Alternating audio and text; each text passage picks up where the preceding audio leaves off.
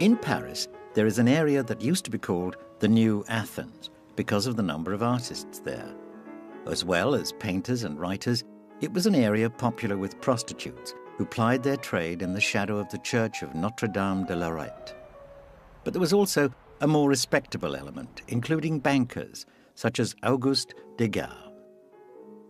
On July the 19th, 1834, his son was born there, Hilaire Germain Edgar. While he was still a child, Edgar moved with his parents from the Saint-Georges district of Paris to the area of the Luxembourg Gardens, to what was then Rue de l'Ouest, now Rue d'Assas, and then on to Rue Madame.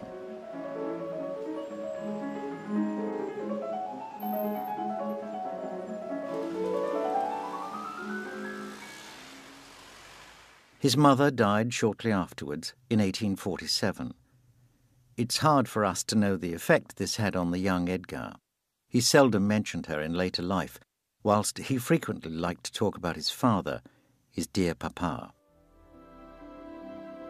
At school, Degas was an average student, but he was often described as uncommunicative and in the clouds. He received decent grades in drawing, but other pupils did just as well, if not better.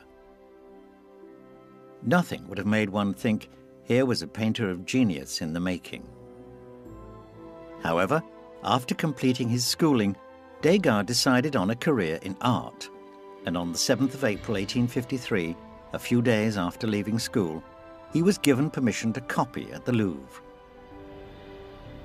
We are still unsure why he chose his path so quickly, but it was a decision that would affect the history of art. It wasn't long before the young Degas began attending classes with the painter Louis Lamotte. In 1855, he was admitted to the prestigious École des Beaux-Arts, coming 33rd in the entrance competition.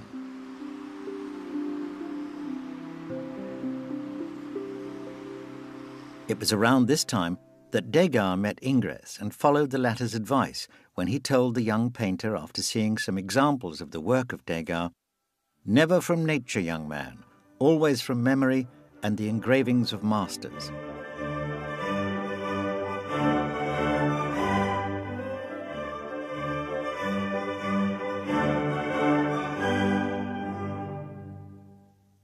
With this and other advice, Degas sought to capture in the work of his predecessors the correctness of expression, the right formula, the technical secrets he wanted to incorporate in his own paintings.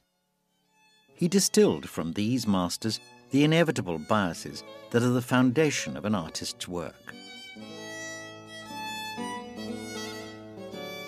In the late 1850s, he used pencil to copy a chalk drawing, portrait of a young woman, attributed to Leonardo da Vinci.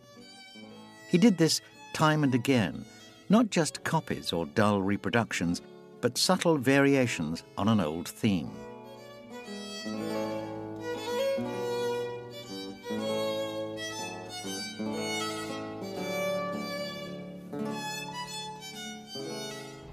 In 1856, Degas decided to spend some time in Italy. In Rome, he put portraiture to one side and opted for more conventional studies. History paintings which were never completed, paintings of local people, and copies of old masters. Through an artist he met around this time, Gustave Moreau, Degas was to be introduced to the work of Delacroix. It was this that added an appreciation of colour and movement to the reverence he already had for the style of Ingres.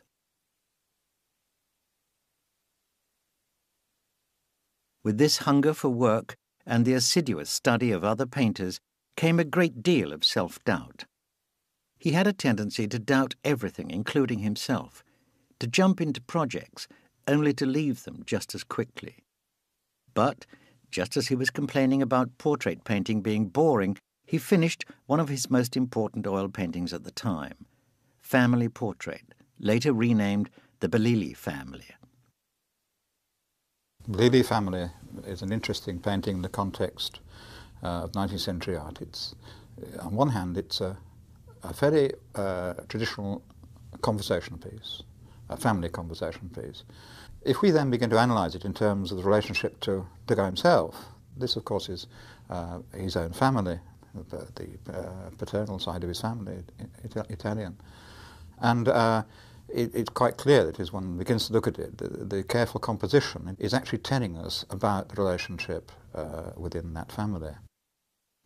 It is here that Degas begins to show a taste for domestic drama, a tendency, as the writer Paul Jameau put it, to lay bare the hidden bitterness between figures, even when they seem to be presented to us as merely portraits. In this painting, one would expect to see happy, smiling faces. What we see is the Baron virtually with his back to us. The Baroness, she stands in the middle of the room. She's very erect, rather aloof, rather proud, and her children, her daughters, are with her. His wife's expression is disdainful and cold. The little girls, I think, are fine, but there's obviously something happening between the two adults which is not quite comfortable. It would therefore give us an indication that that family was not necessarily the happy family, loving family. It was very respectable, and to outward appearances was very upright and honourable. In the autumn of 1859, the painter returned to Paris and moved into a spacious studio in the part of Paris where he'd been born. With a return to Paris, he also returned to history painting and tackled his largest historical canvas, The Daughter of Jephthah, in an effort to emulate the sweeping works of his then hero, Delacroix.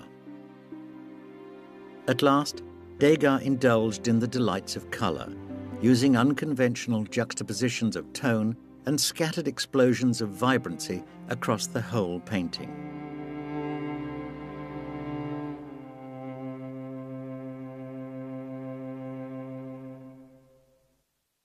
With another historical canvas, Semiramis building Babylon, Degas employed another unconventional technique with his use of essence, which is oil paint from which the oil has been blotted and thinned with turpentine, then applied to woven paper mounted on canvas.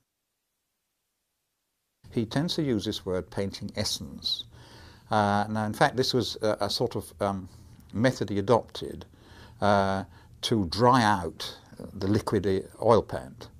That is, he soaked off excess, what he considered excess oil, out of the oil paint, leaving what we call a short, very sticky, stiff thing, which you could then apply. And indeed, in some ways, you can't, until you look up close, you can't tell the difference between pastel and this dry, short oil paint.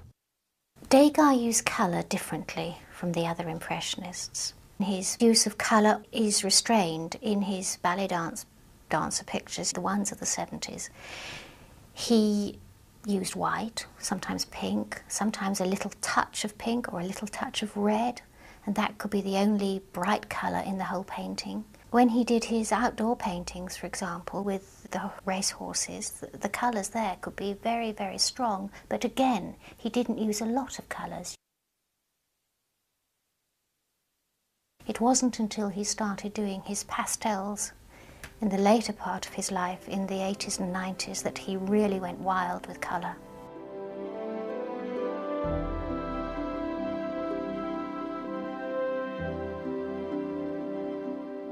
Between 1859 and 1865, Degas turned out an enormous volume of work which, nevertheless, left him feeling that he was not progressing.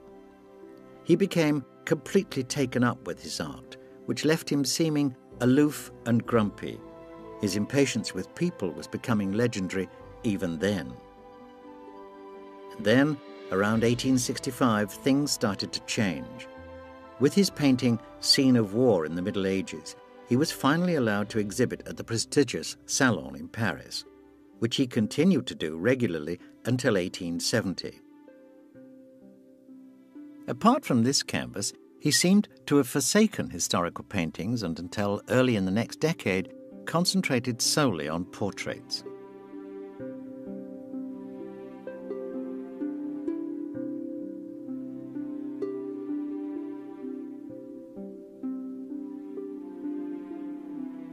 As well as his art, his friendships were in transition too.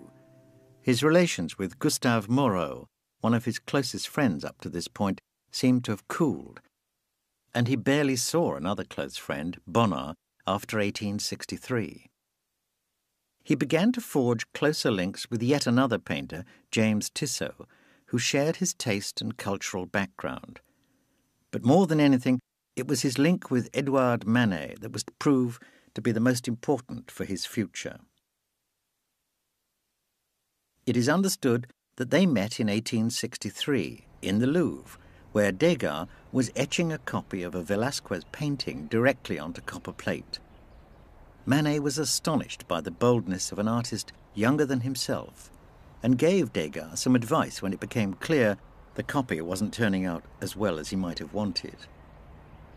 So began an important and enduring friendship. Both Degas and Manet came from the same sector of society. They were both from the haute bourgeoisie, the upper middle class. But Degas, in the early part of his own career, worked rather in the spirit of the salon. He painted historical pictures. And when he met Manet in the Louvre, Manet introduced him to contemporary art, to the ideas of contemporary themes, so that Degas, in a way, came to the idea of painting modern contemporary subjects rather later than Manet. But his sense of where that contemporary idea was to lead him probably, in the end, led him further than Manet himself was prepared to go. It's difficult to weed out fact from fiction in regard to these two giants of late 19th century art, but their bond seems at its strongest in the 1870s. But before we get carried away by the notion of a mutual admiration society, both men were given to delivering cutting jibes about each other. Manet cruelly attacked Degas' lack of interest in women, while Degas criticised Manet's bourgeois tendencies, his ambition, and the celebrity he had enjoyed ever since the Salon des Refusés, an exhibition of paintings that had been rejected by the Salon. The relationship between the Impressionists was not necessarily very easy, and the relationship between Degas and Manet was a good example. They certainly did affect each other in the sense that they stimulated each other, but they also at times argued violently.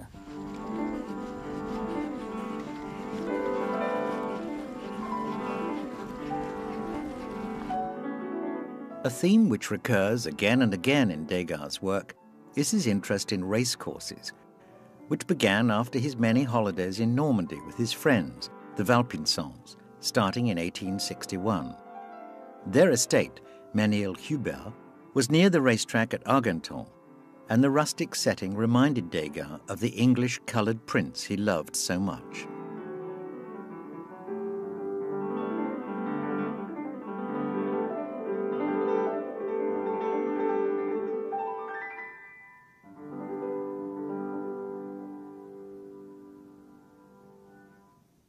Compared to his friends, Tissot, Moreau and Manet, Edgar Degas was a complete unknown, though he had achieved some note amongst other artists of the time like Renoir, Sisley, Monet, Cézanne and Pissarro, where he was known for his cutting wit and his uncompromising artistic views as much as for his breadth of knowledge.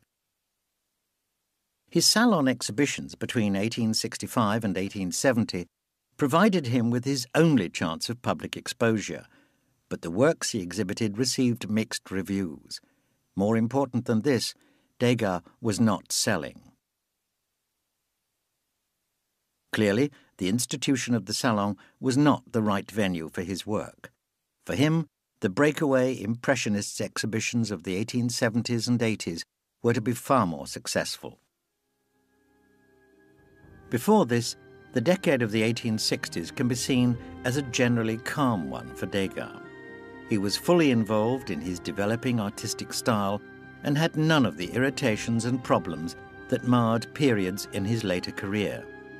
His two sisters were married, while his brother René moved to New Orleans, taking, at Degas' urging, his first cousin as his bride. Degas was still financially secure. His father's affluence saw to that, so he was under no pressure to sell. At the end of the decade, his art began to gain him a reputation beyond his small circle of acquaintances, and he began to actively push himself as an artist more and more.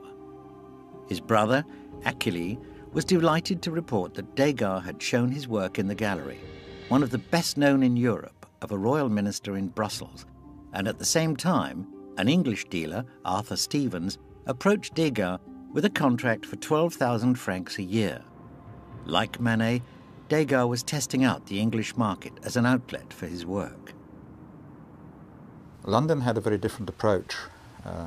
In one sense, the Royal Academy was not as strong as the Salon in its dictation of what was good and bad art.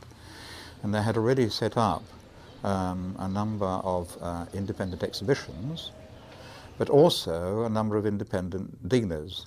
Dealers not only set up in London, but they grew up in Manchester, Bristol, Norwich, Leeds, Sheffield, Newcastle, and they were serving this mercantile, industrial patrons, the great cotton owners on the Manchester side, and on Leeds, the textile magnates, in Birmingham, the great ironmasters.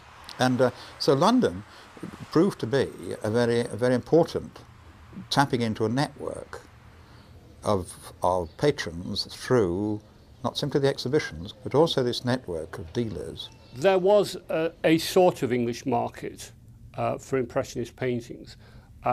Rather interestingly, the main English market for Impressionist paintings came from a French dealer called Paul Durand-Ruel, and he had a gallery in England. But Impressionist paintings were not really what the English wanted at the time. What the English really wanted was pre-Raphaelite type paintings. It was more the American market, for example, which became the main market outside of France that the Impressionists sold their paintings within. As with many driven men, not a great deal seems to have filled Degas' life apart from his work. We are not helped in this by his famous circumspection about his private life. What little we do know, references in a notebook to being spurned by a young woman, references in a letter to his aunt about his wedding plans, and the opinions of others, pose more questions than are answered. Degas had a very secretive private life. He never married. He was always a bit of a misogynist. He loved the little girls who he drew, the ballet dancers and the girls who posed for him. But his own view of people was always rather acid. He had a rather witty temperament. A painting such as Interior, also called The Rape, says more than any commentary could say about his shadowy, emotional and sexual life. In a young woman's room stands a man who seems to have no business being there. He has staked out his territory. His hat and coat are scattered throughout the room. She is slumped with her underwear half off one shoulder. In the centre of the room, in the light of a table lamp, are a pair of scissors and some white fabric spilling from a box lined with deep pink. Seldom has the loss of virginity been so graphically symbolised. It's a study of a relationship between a man and a woman, like the Bellelli family, if you like. And maybe it reflects on a situation that the sort of woman Degas was painting could find herself in. He painted prostitutes and lower-class working women. I would hesitate to relate it to his own life. Where the painting actually comes from is a realist story. It's actually from a relatively little-known novel by Émile Zola called Thérèse Raquin. And the story of Thérèse Raquin was, by any stretch of the imagination, one of the grimmest and most cruel stories ever written. So that I think that, in a sense, it was rather more an illustration of someone else's story rather than specifically his own attitude. Degas' own lifestyle, his own way of approaching people, was rather distant and aloof, but perhaps not quite so aggressive as one would get in a painting like Ray.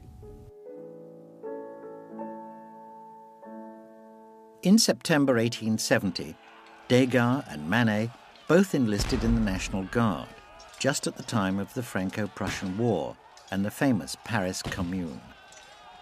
War brought tragedy. The painter Frederic Bazille was killed at 29, as well as Degas' friend, the sculptor Joseph Cuvelier. His death led to Degas becoming estranged from Tissot when he learned that the latter had drawn a picture of this young sculptor while he was dying.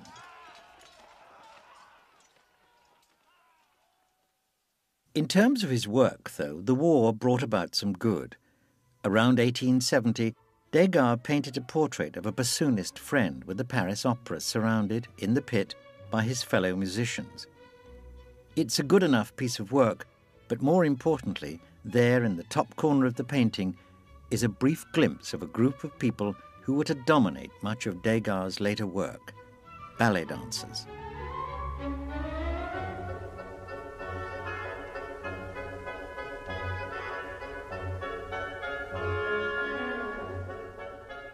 It's difficult to say exactly when Degas began spending so much time in the theatre, in its auditoriums and backstage.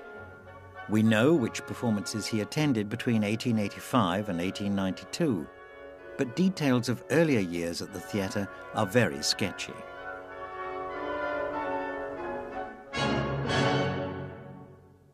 He was fascinated with theatre, which I suppose there's something about his relationship with reality and imagination. And he got permission to go behind the stage to do pictures of ballet dancers. Starting in the early 1870s, Degas turned out an increasing number of ballet pictures, some showing dancers on the stage, but more often in their classes. They were immediately successful, and it was this fact, as much as anything, that prompted Degas to paint so many of them. He wanted to catch them, in fact, not from the usual position of the viewer sitting down inside the theatre. He wanted something more personal in a way, something certainly more personal to him and to them. And he wanted to catch them unawares, which of course is a typical Impressionist aim, to catch the passing moment. And this is what he did. Often, in order to achieve this, he actually distances himself and us from those dancers. We have sometimes a lot of space between us, an empty floor space between us and them, which of course does give us the sensation of being in the wings somewhere, watching something, rather than being involved with it.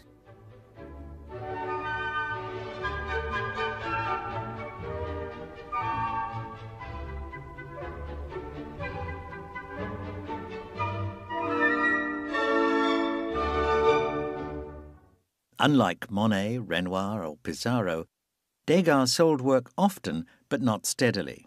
However, the introduction of Degas' work into the market and the exhibitions he took part in led to a marked change in the painter's work. A small network of Degas enthusiasts was developing, and a group of collectors was in the making. As a result, the artist paid more attention to career choices. His day was quite predictable. Work during the morning and afternoon, and at night he would go to the Champs-Élysées and from there to a cafe to hear some singing. A change to this routine was to come when his brother René finally persuaded him to visit him in New Orleans. Throughout his stay in New Orleans, Degas was astonished by what he saw. He took in everything: the various shades of the black women who looked after the children, the houses with their imposing columns, and the twin-funneled steamboats of the Mississippi. However, instead of being inspired to turn these into what could have been a fascinating and unique series of paintings, Degas recoiled and longed for his cosy Parisian world.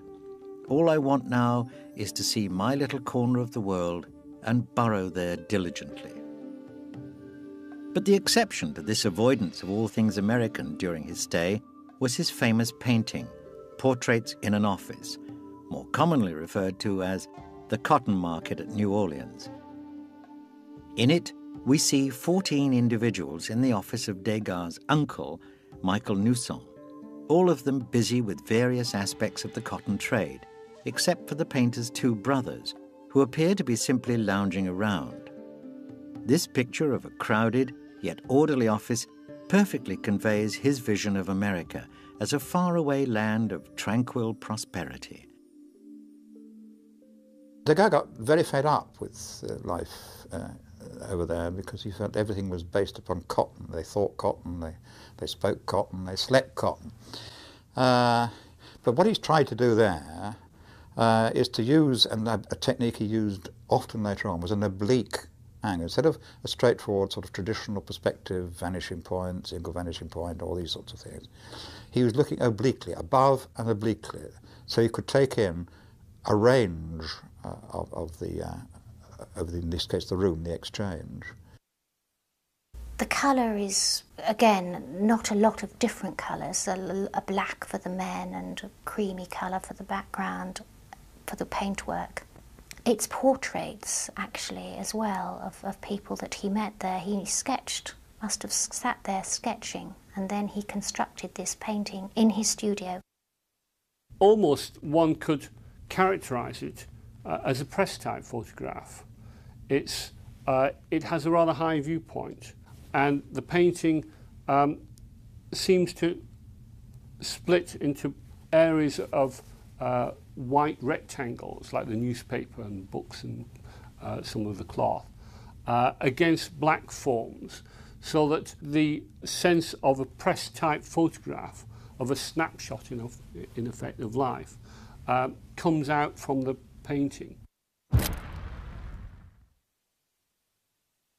Apart from a variation on the same subject, this is the only painting that Degas is known to have completed during his stay in America. Others, while possibly begun there, were finished in Paris. Now the long stays in foreign destinations was over. From now until he died, Degas would only leave Paris for his routine summer visits to Normandy or to the spas of southwest France, as well as the odd trip to Naples on financial business. On the 23rd of February 1874, Degas' father, Auguste, died. It would have a profound effect on the painter. Over the bed in his room, he kept a small picture he had painted 2 or 3 years previously, showing his father listening to Lorenzo Pegan's singing a Spanish song. It's a moving picture showing a man bent with old age, but still alert, sitting in the background.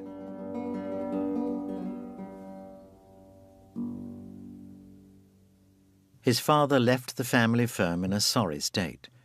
The impossibility of dividing the Naples property and the debts his brother René had incurred gave Degas his first financial burdens and forced him to concentrate on selling his work. His art now had to become a business. Whilst the general view of Degas is that he was independent financially, which is certainly true as he started off, the family did go through his father went through some very serious times, and in fact the family had to bail them out. In other words, Degas now had to see his art in relation to an income. To that end, Degas was instrumental in organising the famous series of Impressionist exhibitions of the 1870s. He joined Monet, Pissarro, Sisley, Morisot, Cézanne and others to form the Société Anonyme des Artistes Peinteurs, Sculpteurs, Graveurs. Its objectives were to exhibit without selection committees, to sell the works exhibited and to publish a related art journal, though the latter was never to be published.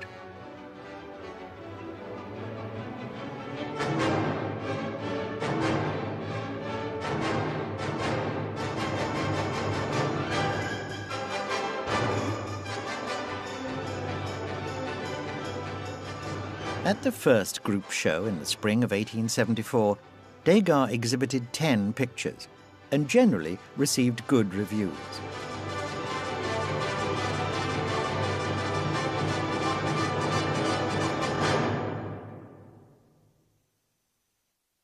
The exhibition as a whole, though, was a failure. It received savage attacks in the press, had poor attendances, and the limited sales led to the collapse of the cooperative. 2 years later, they tried again, this time at the Durand Royal Gallery. This time, Degas had 22 works in the exhibition. Again, the press was divided, but even his detractors saw Degas as the leader of a movement, as well as an individualist. The subsequent exhibitions of 1877, 79, and 80 showed increasing acclaim that testified to a newfound appreciation of Degas' art and to his special place within the group.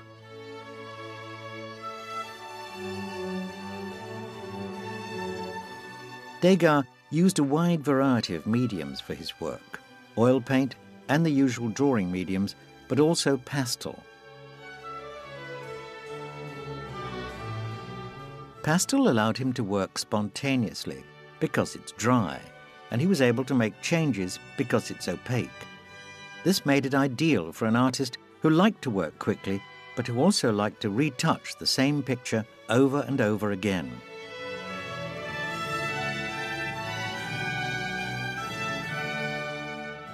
He began experimenting with pastel, and he started using very wild colours to paint his, again, ballet dances behind the scenes.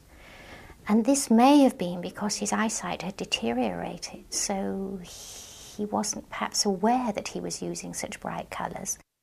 What Degas did was he would take the pastel and melt it back down again.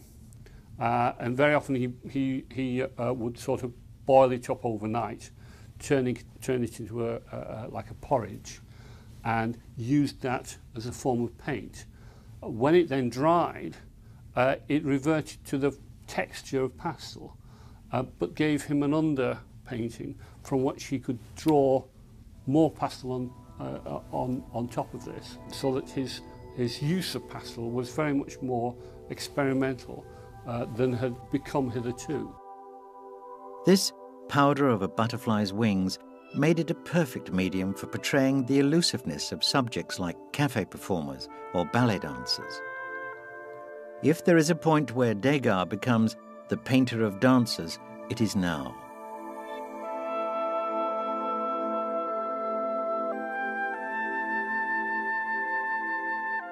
He turns out a large number of dance scenes, using a wide range of techniques. He follows them backstage and into drab rehearsal rooms, away from the lights of the stage. He shows us dancers warming themselves, stretching, chatting. His observations were sharp and uncompromising. These were not great beauties. We see their chaperone mothers, dark-suited ticket holders, and the movement of tutus and the colour of the bows at their waists.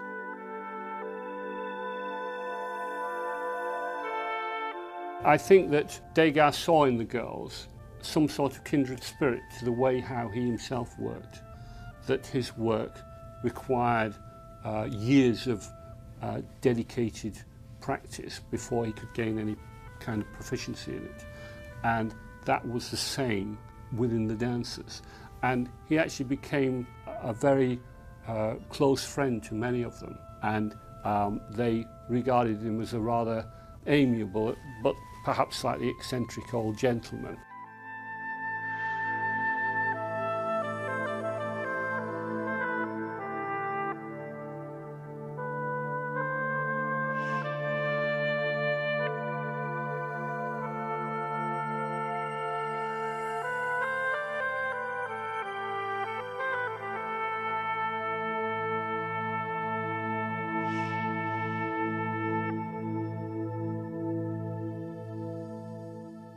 In the course of the 1880s, Degas' life went through many changes. At the beginning of the decade, he was still weighed down by family debts. But by the time he moved in 1890, it was into a huge 3-story apartment, complete with his ever-growing collection of old master paintings. But the 1880s also brought one distressing loss after another. Manet died in 1883. His friend, Giuseppe de Nittis, the following year, as well as a school friend, Alfred Nieaudet. During this decade, the Impressionist exhibitions continued and still stood as major events in the art calendar. However, Degas' role in organising them was coming under increasing criticism. Paul Gauguin didn't trust him and feared he might sabotage the exhibitions. His chief criticism, and one shared to some extent by Pissarro and others, came from Degas' insistence on including some of his friends in the exhibitions. As a result, in 1882, Degas paid his dues but exhibited nothing of his own. And at the last Impressionist exhibition in 1886, he hung only 10 of the 15 canvases he listed in the catalogue. All 10, however, won great critical acclaim. A series of female nudes shown bathing, drying themselves and combing their hair caused more of a stir than Seurat's famous Sunday afternoon on the island of the Grand Jet, which we now hail as the jewel of the 1886 exhibition.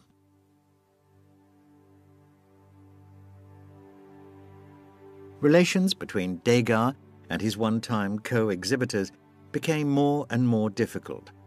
However, Pissarro's admiration for him stayed intact despite the many rebuffs, Degas' difficult temperament, and the virulent anti-Semitism he showed in later years.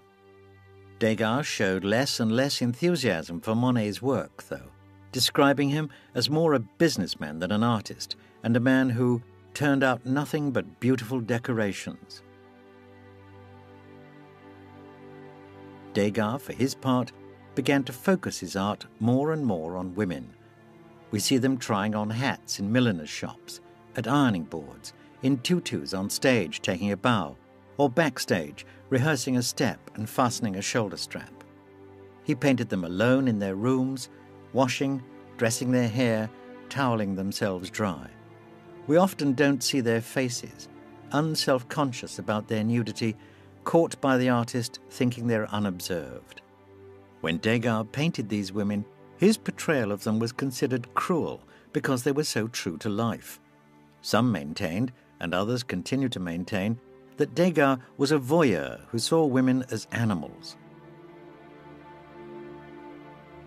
His attitude to women seems to me to be disinterested in them as sexual objects. He sees them as objects in space, in movement. And this whole business of unchoreographed, that is what the photographer would say, that the behind the scenes, a snapshot view, something which particularly appealed to him. And so his whole series of works on women bathing or drying takes people in attitudes which they would not normally be seen, and indeed would not normally be exhibited. And it is this exploration of this that's important. He wanted to show the women he was painting as he saw them. His women in the baths. For example, the one where the woman is in the bath and you're looking down on her and you've got on your right this dressing table. Sort of cuts her off. Again, he's separating himself and us from the woman. And she is part of her background, if you like, part of her surroundings. And that's what he's interested in, not showing her as a sexual object at all, just as a person.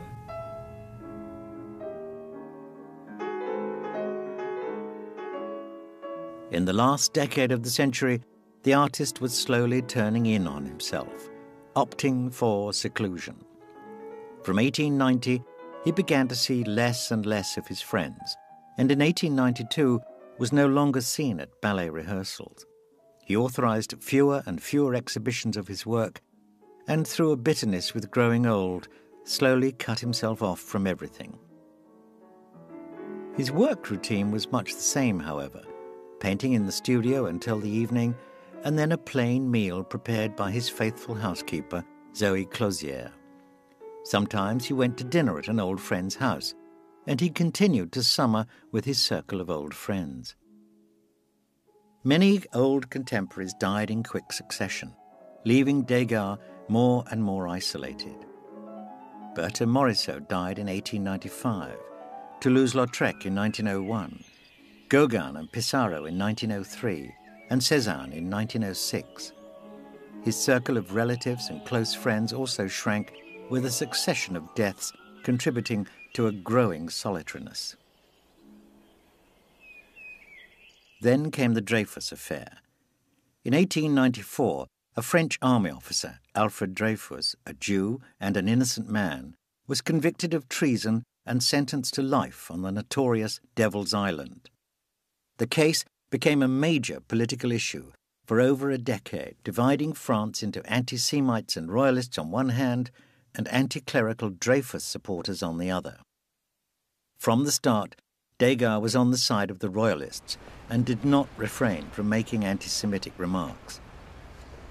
Degas, we need to understand, was very right-wing and he was very anti-Semitic. And the fact that Dreyfus, there was any indication that he was betraying his country, but he was also Jewish. But then it was found that it entirely false. The accusations were false, or at least they were dropped, which left Degas rather high and dry. The sad fact that he was indeed an anti-Semite remains one of the most disconcerting and troubling aspects of this great man. I think it did not reflect very well on him personally. But that was the nature of the man. This was the person he was, in a sense. And I don't think it, in a way, affected the relationship that he had with his friends, nor really did it affect any appreciation of his art or of the way how his paintings were beginning to sell at the time. During the 1890s, Degas channeled most of his enthusiasm into expanding his personal art collection.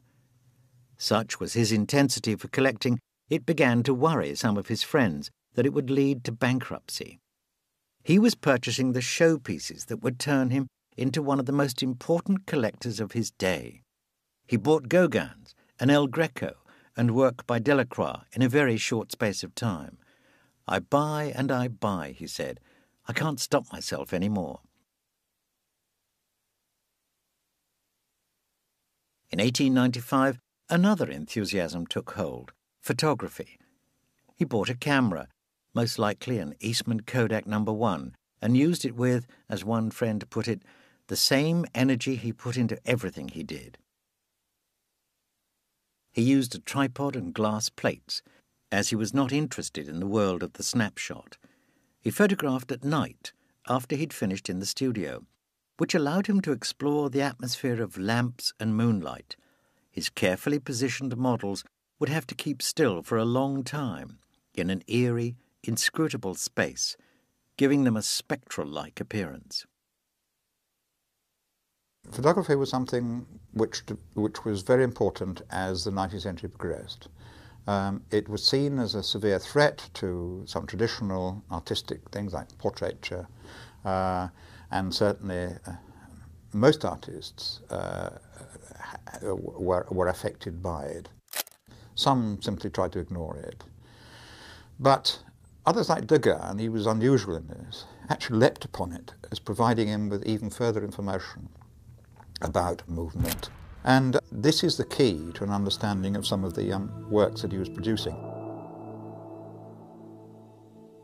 What he liked about photography was the fact that it would really catch the passing minute. And so it inspired him, I believe. And of course, since he retreated to his studio to actually paint his pictures, he could always refer to photographs very easily, as well as to his own sketches that he'd done on the spot. Unlike many of his contemporaries, Degas constantly found the need to reinvent himself, to find fresh approaches to art, and to use unconventional methods of expression. His old age did nothing to change that. Like Titian before him and Picasso afterwards, he kept breaking new ground with works long considered unsettling. His shrill, dissonant tones would jump from his paintings in, as one critic put it, gleaming fanfares showing no concern for veracity, verisimilitude, or believability. In a painting such as Russian Dancers, he produced unorthodox colours which were, as he himself said, overwhelming. He repeated this with his last nudes and other dancer paintings. We see canary yellows, radiant pinks, muted greens and vibrant blues. His drawing was starting to show a form of expressionism. Faces lost definition as they merged into a sweep of coloured movement. He was turning his back on the realism of the 1880s. Now he had jockeys wandering about in vague country settings, which seemed to have little to do with racecourses. His line work became more emphasised and economical, often anticipating the art of Henri Matisse.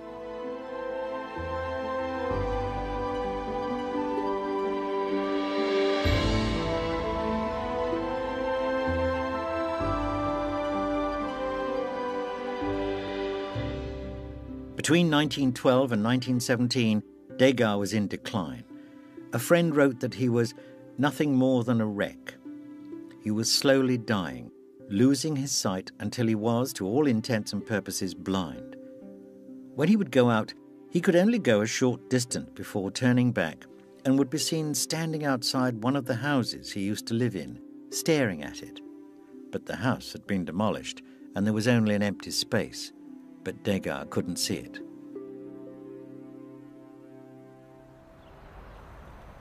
Edgar Degas died on September the 27th, 1917, and was laid to rest in the family vault in Montmartre Cemetery.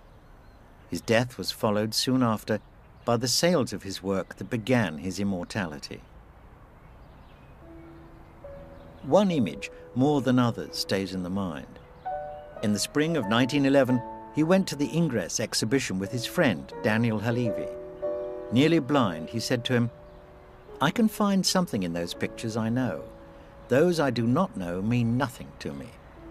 He kept standing there in front of the paintings, Halevi tells us, touching them, running his hands over them. An artist to the end.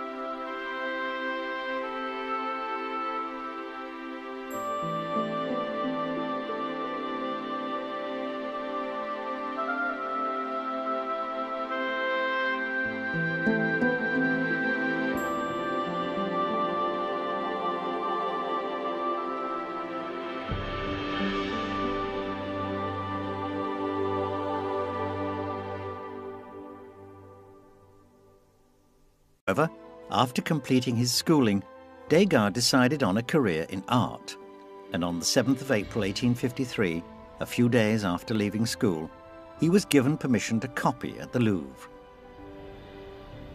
We are still unsure why he chose his path so quickly, but it was a decision that would affect the history of art. It wasn't long before the young Degas began attending classes with the painter Louis Lamotte. In 1855, he was admitted to the prestigious École des Beaux-Arts, coming 33rd in the entrance competition.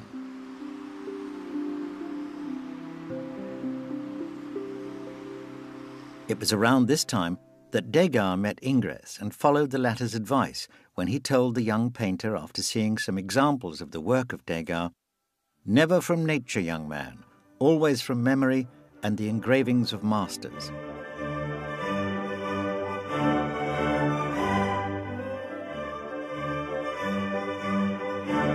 Born there, Hilaire Germain Edgar.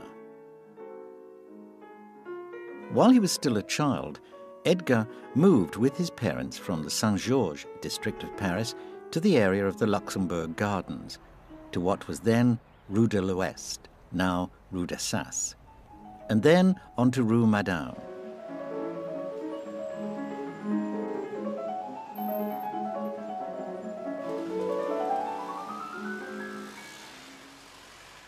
His mother died shortly afterwards in 1847.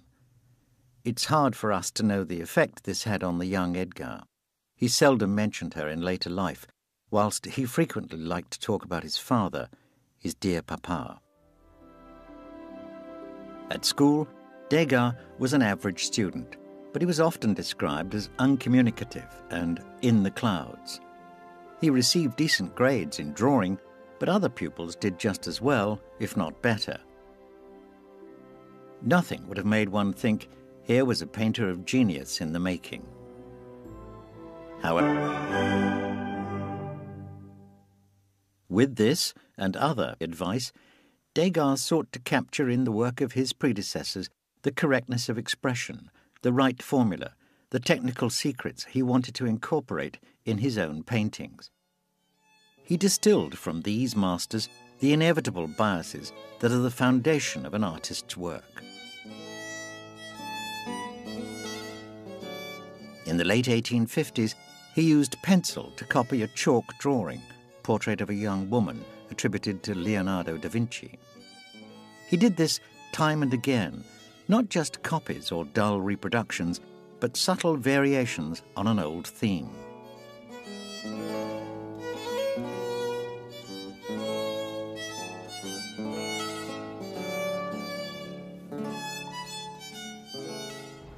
In 1856, Degas decided to spend some time in Italy. In Rome, he put portraiture to one side and opted for more conventional studies. History paintings which were never completed, paintings of local people, and copies of old masters. Through an artist he met around this time, Gustave Moreau, Degas was to be introduced to the work of Delacroix. It was this that added an appreciation of colour and movement to the reverence he already had for the style of Ingres.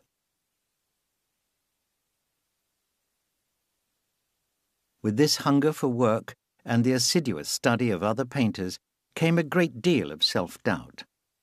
He had a tendency to doubt everything, including himself, to jump into projects only to leave them just as quickly. But just as he was complaining about portrait painting being boring, he finished one of his most important oil paintings at the time, Family Portrait, later renamed the Bellili Family. Bellili Family is an interesting painting in the context of 19th century art. It's, on one hand, it's a very traditional conversation piece, a family conversation piece.